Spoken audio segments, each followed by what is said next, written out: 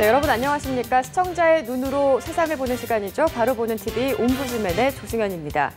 지난 23일 봉화마을에서 고 노무현 전 대통령의 서거 6주기 추도식이 열렸습니다. 노 전 대통령의 가족과 노사모 회원 등 3천여 명이 참석한 이번 추도식에는 여야 대표가 처음으로 공식 참석해서 눈길을 끌었습니다.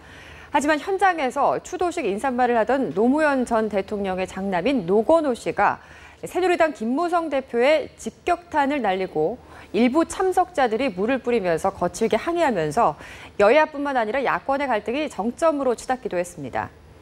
우리 언론들 역시도 추도식을 주요 뉴스로 다루면서 노건호 씨와 추모객들의 언행을 비중 있게 보도했는데요. 특히나 일부 언론의 경우에는 노건호 씨의 작심 발언을 배후설과 출마설로 확대 해석하면서 논란을 키웠습니다. 잠시 후 TV와 비평에서는 노무현 전 대통령 추도식 논란과 이를 전하는 우리 언론의 보도 태도를 점검해 보도록 하겠습니다. 네, 먼저 시청자평가원의 모니터 결과를 들어보는 연합뉴스 TV를 말한다 시간인데요. 오늘은 출발 640과 투나잇 23을 살펴봤습니다. 최영재 시청자평가원의 의견 함께 하시죠.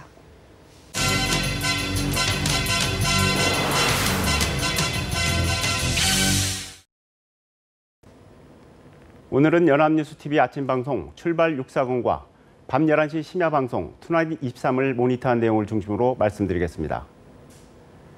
이번 주에는 5월 말 때 아닌 30도를 웃도는 폭염이 찾아와 우리를 잠시 괴롭혔습니다. 이런 이상기온 현상은 우리가 사는 지구가 어떻게 되려고 하나는 우려와 함께 환경 문제를 생각하게 합니다. 메르스, 즉 중동호흡기 증후군 환자가 처음 발견된 이후 이 환자를 통한 감염자가 잇따라 발생해 사람들을 불안하게 하고 있습니다. 그나마 3차 감염으로 확산되는 바이러스는 아니라고 하니 일단 다행입니다. 이번 주에는 또 난데없이 살아있는 탄저균이 주한미군에 배달됐다고 해서 놀라게 했습니다. 실수였고 별다른 사고가 없이 처리됐다고 하니 다행입니다. 탄저균은 감염되면 치사율이 80%에 이른다고 하니 자칫 큰일 날 뻔했습니다. 이래저래 불안한 사회에 우리는 살고 있습니다. 이번 주에는 유난히 비리 관련 뉴스가 많았던 것 같습니다. 국제축구연맹 FIFA의 고위 간부들이 뇌물 스캔들에 휘말려 미국과 스위스에서 강도 높은 조사를 받고 있습니다. 5선에 도전하는 블래터 회장의 악재로 작용할 것이라는 보도가 나왔습니다. 하지만 그런 것보다는 우리의 관심은 오랜 기간 풍문으로만 나돌던 국제 스포츠 조직 FIFA의 비리 문제가 이번에야말로 발본색원되는 데 있어야 할 것입니다. 먹는 것 가지고 장난치는 자들에게 엄벌을 가해야 한다는 여론이 높은데 이번에는 무한리필 식당들이 수입 고기의 원산지도 속이고 유통기한도 넘긴 식재료를 사용해서 무더기로 적발됐습니다. 28일 목요일 오전 7시대 뉴스에서 방송된 내용인데 경기도 특별사법경찰단이 경기도에서만 양심 없는 무한리필 식당 46곳이나 적발했다는 것입니다. 고 성완종 경남기업 회장의 뇌물 리스트 수사는 웬일인지 지지부진한 느낌입니다. 연합뉴스TV의 보도에 의하면 검찰이 벌써부터 퇴로를 찾고 있는 것이 아니냐는 분석도 나오고 있다는데 그렇다면 정말 실망입니다. 포스코 뇌물 비리 의혹에 대한 검찰 수사도 당초 이명박 정부와 연결된 검은 연결고리를 찾고야 말겠다는 의지를 보이기도 했는데 지금은 수사가 흐지부지 되고 있는 느낌마저 듭니다. 이번 주 국회에서는 여야 정당이 법무장관 출신의 황교안 총리 후보에 대한 청문회를 준비하고 있다는 보도가 있었습니다. 쟁점은 황교안 후보가 검찰직을 그만둔 뒤 로펌에서 17개월 동안 16억 원을 번 전관 예우 문제입니다. 혹자는 능력이 있어서 돈을 번 것인데 무엇이 문제인가라고 생각할 수도 있겠습니다. 하지만 정관 예우는 법관 출신 변호사가 순전히 능력이 있어서 돈을 번 것이 아니기 때문에 문제입니다. 법관들끼리 서로 봐주기를 통해 돈을 벌게 해주는 탈법적인 나쁜 관행입니다. 이 때문에 돈이 없어서 억울하게 피해를 보는 사람이 나오게 마련입니다. 물론 황교안 후보자의 능력과 자질이 뛰어나 과거의 정관예우 문제를 극복하고 총리가 될 수도 있을 것입니다. 현재로서는 그럴 가능성이 높은 것 같습니다. 하지만 황 후보자의 청문회 통과 이슈에 가려서 전관예우의 문제가 별일 아닌 것으로 치부되어서는 곤란할 것입니다. 이런 경우 언론은 총리 후보자 청문회를 계기로 마침 이슈가 된 전관 예우 문제를 상당 부분 개혁해 나가는 방향으로 보도하는 것이 바람직할 것입니다. 연합뉴스TV는 이번 주에도 국가기관 뉴스통신사인 연합뉴스가 만드는 뉴스 채널답게 다양한 이슈들을 신속 정확하게 객관적으로 잘 보도했습니다. 여기에 좀 더 욕심을 내자면 연합뉴스TV가 뉴스가 발생하는 대로 있는 그대로 사실 보도를 하는 데 그치는 것이 아니라 뉴스의 의미와 사회적 파장 등을 고려하는 정의로운 보도, 개혁적인 보도를 해주기를 바랍니다. 26일 화요일 오전 7시대 뉴스 등에서 방송된 사는 게 힘들다며 세 자매가 극단적인 선택을 한 사건에 관한 보도는 이런 뉴스의 의미를 다시 되새기게 만드는 좋은 보도였습니다. 이 보도는 최근에 실직한 세 자매가 같이 목숨을 끊는 안타까운 사연을 전하면서 별도의 리포트로 최근의 일가족 참극 사건 등을 다뤘습니다. 가족 단위에서 극단적인 선택을 할 정도로 생활고에 시달리는 사람들이 늘고 있는 우리 사회의 구조적인 문제를 드러낸 좋은 보도였습니다. 다만 이렇게 자매들이 동반 자살을 하는 경우가 매우 이례적인 데다 자매들이 목 졸리는 흔적이 발견됐다는 추후 경찰 조사 결과 등을 감안할 때 이 사건의 사실관계를 더 따져보는 보도를 할 필요가 있어 보입니다. 26일 화요일 오전 7시대 뉴스 등에서 방송된 김포 제1모직 최대 물류창고 화재 방화 추정 뉴스도 단순한 화재 사건 이상으로 다뤄서 좋았습니다. 마침 지난해 이맘때쯤 발생한 고양터미널 화재 사건 1주년이 되는 시점에 맞춰 이번 화재 사건을 계기로 대한민국 안전현주소를 진단하는 리포트를 방송했습니다. 이 리포트에서는 지난해 4월 16일 세월호 참사가 발생한 이후 여전히 인재에 가까운 사건 사고가 끊이지 않고 있음을 지적했습니다. 이런 리포트를 보면서 세월호 참사 이후 우리 사회가 안전 대한민국을 만들기 위한 이렇다 할 실천적인 계획을 제대로 했는가 하는 반성을 하게 됩니다. 다음은 이번 주 사람들을 불안하게 만든 메르스 감염자 확산에 관한 보도에 대해 말씀드리겠습니다. 결론적으로 이런 전염병에 관한 보도는 자칫 불필요한 불안과 걱정을 일으킬 수 있으므로 최대한 차분하게 과학적으로 보도할 필요가 있습니다. 시중에는 벌써 메르스가 크게 확산될 것이기 때문에 함부로 병원에 가서도 안 된다는 터무니없는 유언비어가 퍼지고 있는 상황입니다. 연합뉴스TV의 이번 주 메르스 관련 보도에서는 메르스 바이러스가 치명적이긴 하지만 전염은 잘 안 된다는 과학적인 사실을 소개하긴 했습니다. 하지만 지나치게 감염자가 늘어나는 측면을 강조해서 시민의 불안을 키운 측면이 있습니다.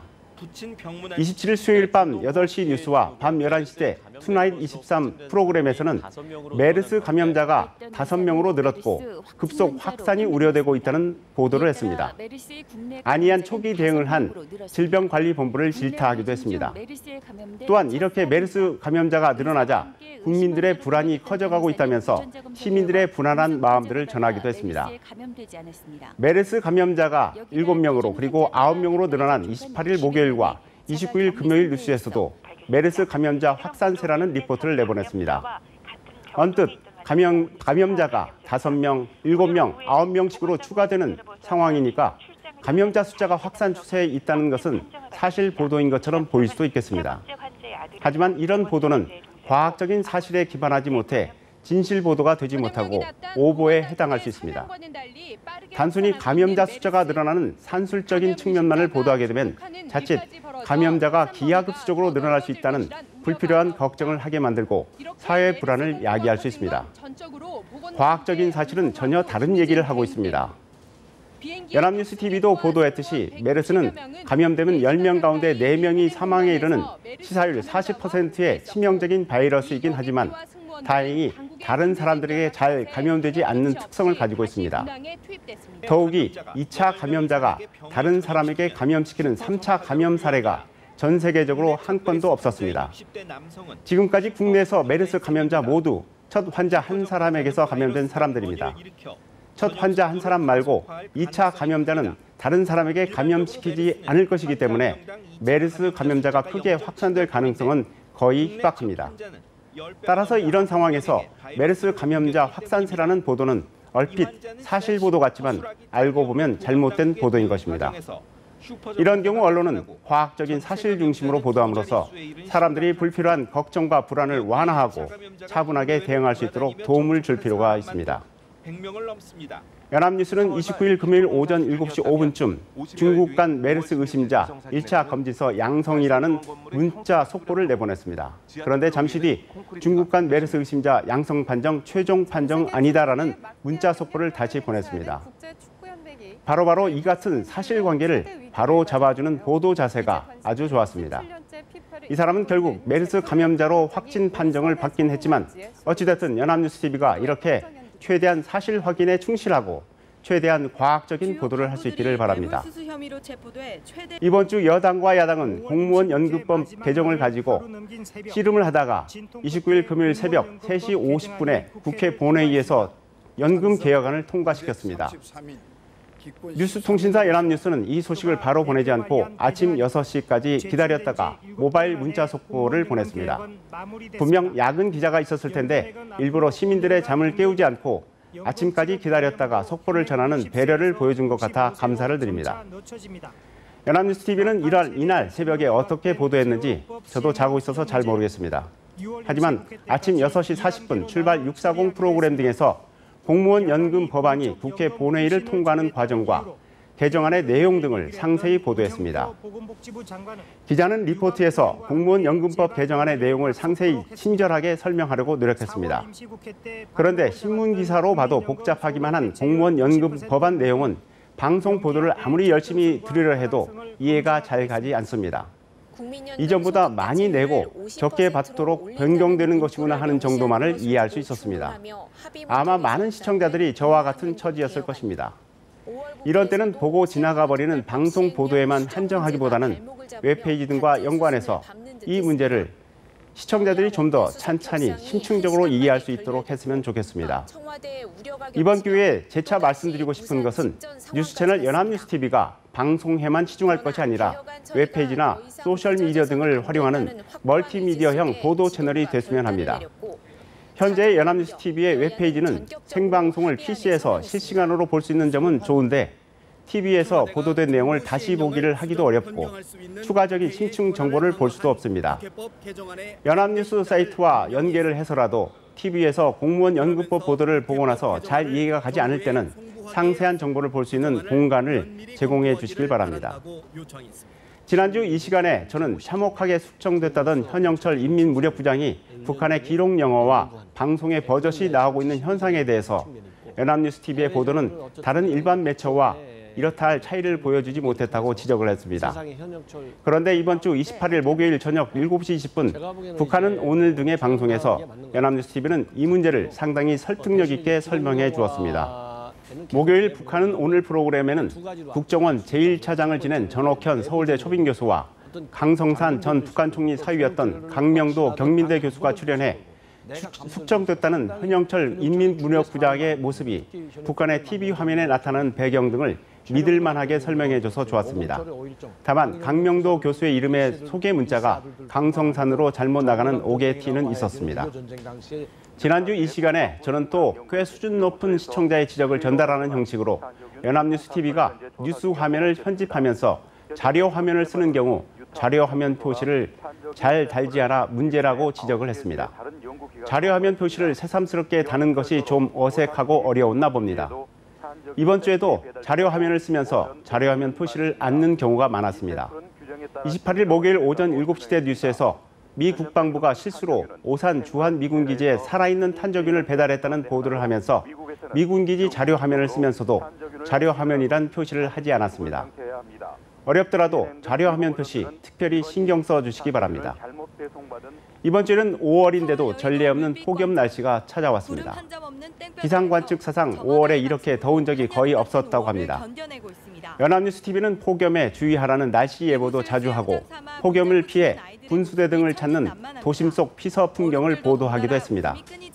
그런데 정작 5월에 왜 이렇게 폭염이 찾아왔는지 과학적으로 원인 분석한 보도는 잘 눈에 띄지 않았습니다.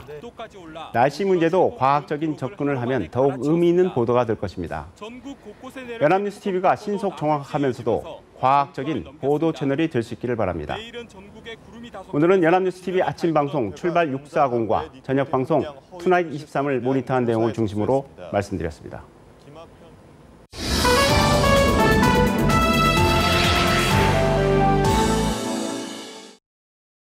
연합뉴스 TV에서는 뉴스 이외에도 다양한 제작 프로그램들을 방송하고 있습니다. 대학생 평가원들의 시청 소감을 들어보는 캠퍼스 TV 리포트 시간인데요.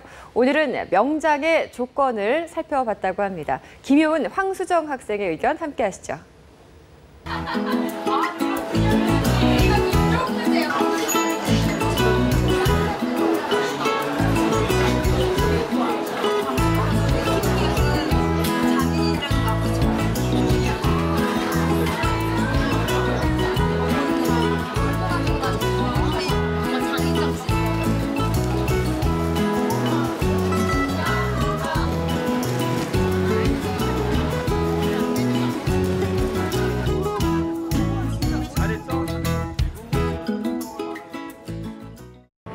이번 주 캠퍼스 TV 리포트에서는 매주 토요일 오전 9시 30분에 방영되는 명장의 조건에 대해 말씀드리겠습니다. 5월 9일 첫 방송을 시작한 명장의 조건은 5월 23일 날 세 번째 편이 방송됐는데요. 각 분야 명장들을 다각적으로 취재해 우리 시대 진정한 명장의 조건을 찾아보는 프로그램입니다. 명장의 조건은 15분 내외의 미니 다큐멘터리 형식으로 참신한 영상과 내용의 몰입을 높이는 내레이션의 조합이 매력적인데요. 도입 부분에서는 의상 디자인 신지식인 김재근, 가발 전문 이용 기능장 이만성, 제과 기능장 고재선, 약초로 하는 피부 미용 문소연 씨. 이렇게 특별한 기술을 가진 네 사람이 한자리에 모였다면서 그들의 특별한 하루를 동행한다는 내레이션이 나왔는데요. 어떤 내용일지 궁금해지고 흥미가 유발돼서 좋았습니다. 도입부와 더불어 내레이션과 음악도 영상을 잘 살리면서 깊은 인상을 남겼는데요. 특히 내레이션을 맡은 윤주상 씨의 안정적인 음성과 적절한 포즈가 감동과 여운의 효과를 줬습니다. 또한 목소리와 낭독 스타일이 명장과 기술을 다루는 프로그램의 성격과 내용, 영상의 분위기에 매우 잘 어울려 방송을 보는 내내 내용에 빠져들게 했습니다. 첫 번째 명장은 제과 기능장 고재선 씨였습니다. 빵을 만드는 과정을 보여주는 것에 그치지 않고 고재선 씨와의 인터뷰도 곁들여져 지루하지 않았는데요. 더불어 고재선 씨가 빵을 구운 장면을 보고 빵을 맛볼 주인들이 누굴까 하는 내레이션을 들으면서 궁금증이 유발되어 좋았습니다. 하지만 설탕 공예를 소개했던 부분에서는 전체적인 내용과 동떨어져 어색함이 느껴지기도 했습니다. 다음으로는 가발 전문 이용 기능장 이만성 씨가 두 번째 명장으로 소개됐는데요. 가발 모형을 제작하는 과정은 살면서 한 번도 볼 수 없었던 것인데 명장의 조건에서 상세히 볼 수 있어서 신선했습니다. 이만성 씨에게서 가발을 맞춘 분이 가발을 벗었다 하면서 가발을 사용하는 것이 불편하다는 것을 이야기하는 모습이 신기하면서도 재밌었습니다. 이런 솔직한 인터뷰에서 프로그램의 신뢰성과 진실성을 느낄 수 있었습니다. 이어서 약초로 하는 피부 미용 문소연 씨가 등장했는데요. 문소연 씨가 본격적으로 등장하기 전에 천연 재료가 피부 미용에 쓰인다는 내용을 소개한 점이 흥미로웠습니다. 더불어 약초 미용 기술에 대해 김소영 한의학 박사가 전문적으로 설명해주는 장면도 좋았습니다. 약초 피부 미용에 대한 이해를 한층 높일 수 있는 기회였습니다. 하지만 피부 미용 명장이라는 말은 들어본 적이 없어서 명장이라는 범주 안에 피부 미용이라는 분야가 들어가도 될지 잠깐 의구심이 들기도 했습니다. 다음으로 의상 디자인 신지식인 김재근 씨가 다림질하는 장면이 클로즈업 영상으로 나오면서 마지막 네 번째 명장으로 소개됐습니다. 다림질로 인체 굴곡에 맞게 옷을 만드는 모습이 매우 흥미로웠는데요. 김재근 씨가 30년 동안 사용해온 가위로 이야기를 풀어나가 내용이 재밌게 다가왔습니다. 또한 목에 늘 줄자를 걸고 다닐 뿐만 아니라 늘 주머니에 골무를 넣고 다니는 모습에서 장인의 면모를 엿볼 수 있었습니다. 이어서 김재근 씨의 작업실에 앞서 소개됐던 3명의 장인들이 등장했습니다. 프로그램의 말미에 와서야 영문도 모른 채 지금까지 봤던 4명의 장인들이 울산 숙련 기술 봉사회를 하고 있다는 것을 알 수가 있었는데요. 명장들과 그들의 기술뿐만 아니라 왜 그들이 봉사하는 모습까지 다뤄졌는지 그제야 이해를 할 수가 있었습니다. 어떤 의도를 가지고 프로그램 구성을 했는지 알 수가 없어서 혼돈스럽기도 했습니다. 4명의 명장들은 울산의 한 요양원을 방문했는데요. 피부 안마사는 안마를, 제빵 기능장은 팥빵을, 옷제작 명장은 의자에 고정될 수 있는 것을 만들어 할머님들에게 도움을 준다는 것을 보여줘 이해가 잘 되고 재밌었습니다. 각자의 기술을 이용해서 이렇게 봉사를 할 수 있다는 것을 보니까 내가 가진 기술은 무엇이고 나는 남을 어떻게 도울 수 있을까 생각해 보게 됐는데요. 회사에서 단체로 가서 하는 봉사는 평소에도 많이 봤는데 이렇게 자신들의 기술을 기부하는 봉사를 보니 색다르고 흥미로웠습니다. 하지만 어르신들이 그들의 봉사로 얼마나 좋았는지 등을 이야기하는 목소리와 명장들과의 자연스러운 대화를 들을 수 없어 아쉬웠는데요. 봉사를 받았던 어르신들과의 인터뷰까지 있었다면 내용이 더욱 풍성했을 겁니다. 명장의 조건의 백미는 명장들의 기술과 그들의 삶 이야기를 밀도 높은 영상과 인상 깊은 내레이션으로 전한다는 점입니다. 앞으로도 매주 명장의 조건에서 영상과 내레이션의 찰떡 같은 궁합으로 흥미로운 명장들의 세계를 보고 싶습니다. 이상으로 캠퍼스 TV 리포트였습니다.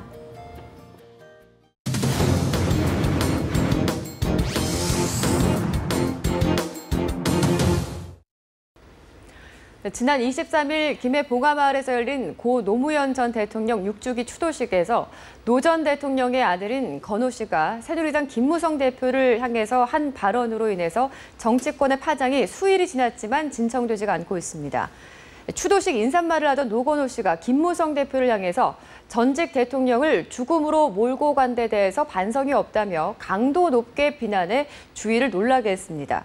그런데 이뿐만 아니라 일부 추모객이 비노 인사들에게 쓰레기, 배신자라는 비난과 함께 물병을 던지면서 성숙한 추도 문화를 정립해야 한다는 목소리가 나오고 있습니다.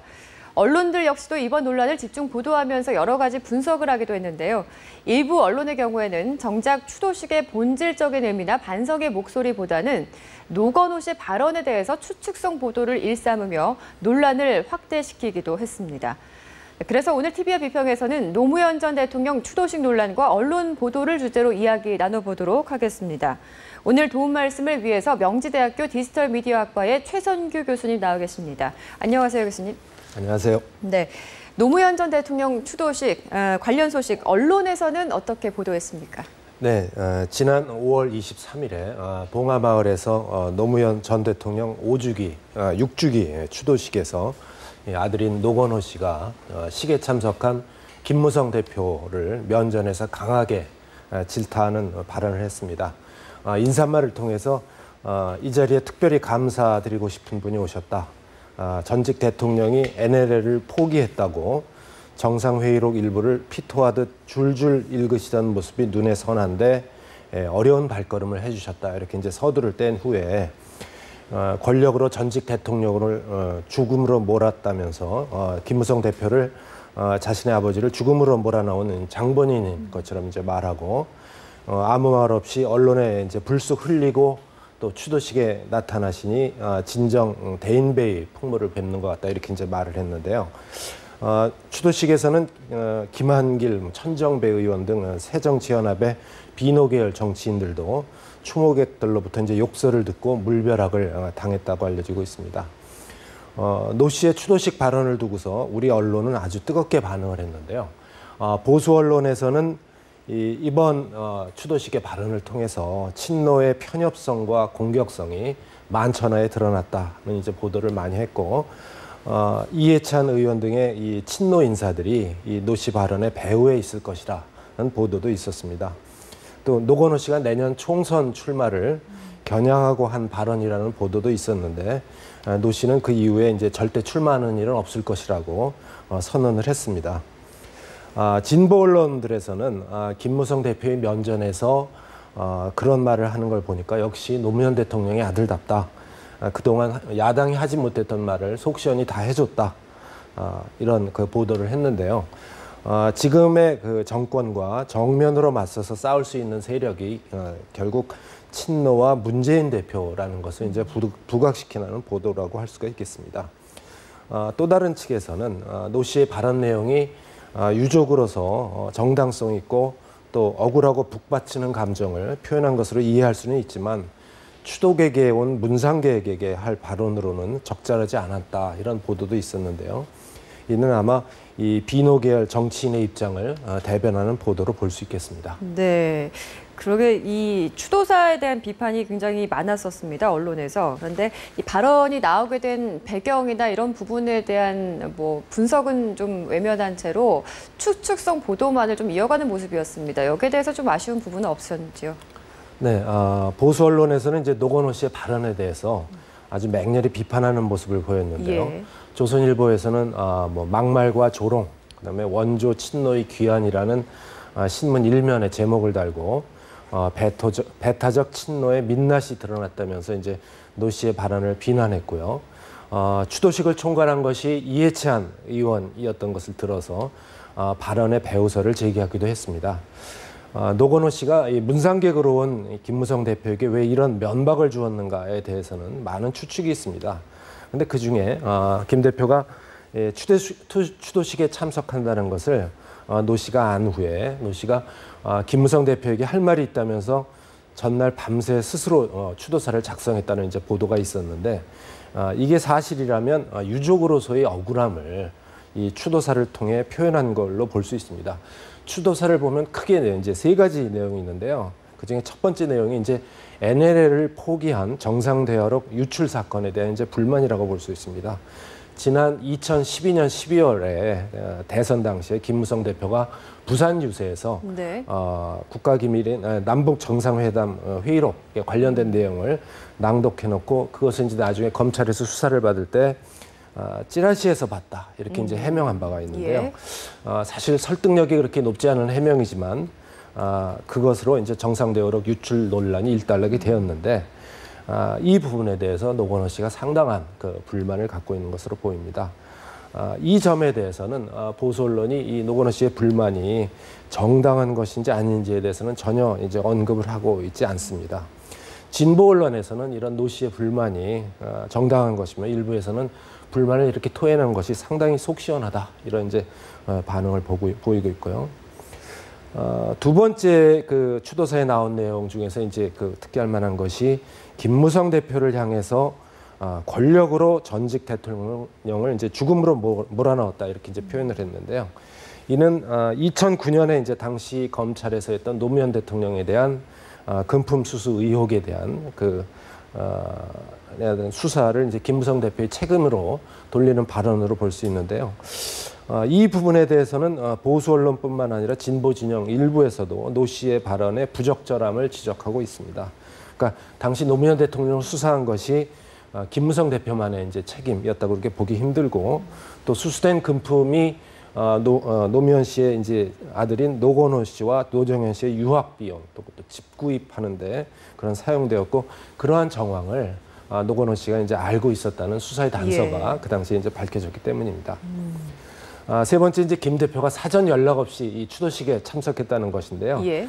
사전 연락이 이제 있었는지 없었는지에 대해서는 보수 언론에서는 뭐 있었다. 그다음에 진보 언론에서는 초청장만 보낸 것이지 연락은 못 받았다 이렇게 맞서고 있는데 뭐 이 부분은 그렇게 본질적으로 중요한 것으로 보이지는 않습니다. 다만 김 대표가 이제 차기 여권의 유력 대선 주자로서 이 대선 행보를 위해서 이제 외연을 확장하는 그런 움직임을 보이고 있는데 이 추도식에 참석한 것이 이 고인을 추모하기 위한 것이 아니라 자신의 그 외연을 확장하는 대선 전략의 일환으로 사용되는 것에 대한 강한 불만이 이런 형태로 나타나는 것이 아닌가 이렇게 생각해 봅니다. 네, 그러니까 이 추도식이라는 게 그대로도 이미 의미가 있는 거고 추도 문화라는 게 있는데 그런 부분이 좀 퇴색된 것에 대한 자성은 좀 찾아보기가 좀 힘들었습니다. 반면에 추도식 당일날 어떤 이른바 봉변이라던가 야권 분열에만 좀 초점을 맞추는 느낌이 좀 강했는데요. 여기에 대한 생각은 어떠신지요? 예, 노무현 전 대통령에 대한 추도식이 이번 이제 6번째입니다. 예. 그리고 이제 2010년부터 계속 올해까지 열려왔는데요. 작년까지의 그 모든 추도식의 그 풍경을 보면 친노 정치인뿐만 아니라 뭐 비노나 그다음에 여당의 원내대표나 의원들까지 광범위하게 이제 참석을 해왔습니다. 그리고 추도사가 나온 것들도 보면 정치적인 내용이 아니라 사람을 중시하는 노무현 정신을 계승하자 이런 고인에 대한 추모 내용이 이제 주된 내용이었고요. 또 2013년 5월에 열렸던 추도식에서 보면 노건호 씨가 한 인사말도 보면 역사의 진보를 믿는 고인의 정신을 기리고 마음을 다잡자, 이런 이제 고인에 대한 추모 정신이 주된 내용이었습니다. 그리고 당시 추도식에도 여당의 이제 원내대표였던 최경환 의원이 참석을 했고, 또 김무성 대표의 그 NLL 정상회의록 유출 발언이 2012년 12월이니까 그 이후에 벌어진 것이거든요. 근데 여기에 대한 반박은 전혀 없었다, 이렇게 볼 수 있습니다. 근데 이번에 열린 추도식에서 노건호 씨가 한 인사말이 그 배경이 아무리 뭐 유족의 울분에서 나온 그 개인적인 배경이라 할지라도 지금 우리가 내년에 이제 총선을 두고 있고, 그렇죠. 지금 또 이제 대선을 앞두고 있는 상태에서 정치적인 영향력이 아주 대단한 발언이었다, 이렇게 볼 수가 있겠습니다. 결과적으로 보수 언론과 진보 언론이 추도식의 이런 그 문화나 분위기를 전하지 않고 모두 이를 정치적 관점에서 이제 해석을 하고 자신의 유리한 정치적 지형을 만들어내는 보도를 하고 있는데요.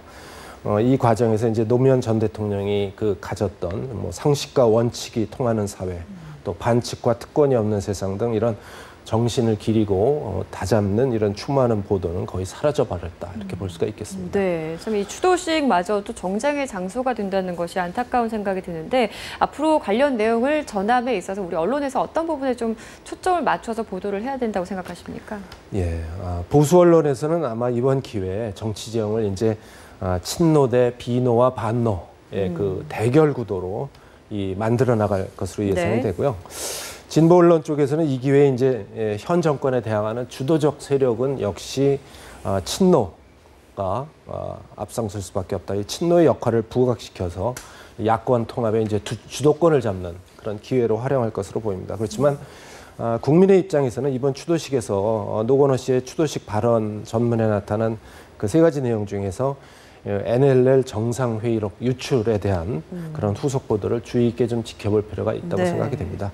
이 사건은 이제 노건호 씨에게는 유족으로서의 이제 울분의 대상이 되지만 국가 차원에서는 이 국익 확보를 하는 데 있어서 NLL이 어떤 역할을 갖고 있는지, 그다음에 국가 기밀이 이제 보호가 되는데 그런 복합적인 요소가 섞여 있는 아주 중요한 사건인데, 이게 아직 만족할 만한 형태로 완결되어진 사안은 아니기 때문입니다. 네, 알겠습니다. 교수님, 오늘도 좋은 말씀 고맙습니다. 네. 네, 숙연해야 할 추도식이 독설과 증오로 얼룩지고 말았습니다. 누구도 원망하지 말라면서 화합과 통합을 원했던 고 노무현 전 대통령의 뜻을 저버린 것은 아닌지 되돌아봐야 할 것 같습니다. 순수한 의미에서 치러져야 할 추모 행사가 정치적으로 이용이 되고 갈등과 분열을 부추기는 장으로 전락한 것에는 분명 자성의 목소리가 필요해 보입니다. 언론 역시도 정치적인 논란에 집중해서 본질을 흐릴 것이 아니라 고 노무현 전 대통령의 뜻을 기리고 더 나아가서 성숙한 민주주의, 추도 문화를 정립하는 데 앞장서야 할 것입니다. 저희 제작진은 언제나 시청자 여러분들의 다양하고 소중한 의견을 기다리고 있습니다. 방송을 보고 느낀 소감을 전화나 홈페이지 시청자 게시판 그리고 SNS로 보내주시면 됩니다. 바로 보는 TV 옴부즈맨 오늘 방송은 여기까지입니다. 함께해 주신 여러분 고맙습니다.